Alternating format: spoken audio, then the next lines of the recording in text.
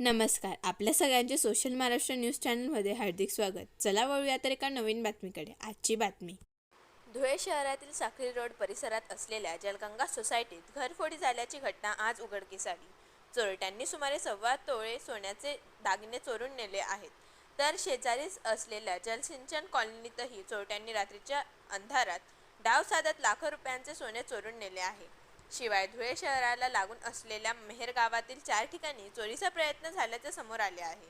चोरीच्या वाढत्या घटनांमुळे धुळे जिल्ह्याच्या पोलीस यंत्रणेवर आता प्रश्नचिन्ह निर्माण झाले आहे. माझं नाव दर्पण जितेंद्र पाटोळे. आम्ही जलसिंचन सोसायटी या एरियात राहतो. आमच्या नुकत्या ह्या एरियामध्ये काल रात्रीला 2 ठिकाणी चोरी झालेली आहे. एक माझ्या घरी आणि एक आमचेच कॉलनीमधले सदस्य गृहस्थ आहेत साळुंखे म्हणून, त्यांच्या घरी पण चोरी झालेली आहे. तर आमचे 3 ग्रॅमच्या कानातले, त्याचबरोबर 11-12 हजाराची रोकड लंपास झालेली आहे. आणि साळुंखे नाना त्यांची पण जवळजवळ 13-14 ग्रॅमच्या आसपास त्यांची सोने आणि कॅश लंपास झालेली आहे. बातमी आवडल्यास चॅनलला लाईक व सबस्क्राईब करा व दररोज अशा नवनवीन बातम्या पाहण्यासाठी चॅनलला फॉलो करा. धन्यवाद.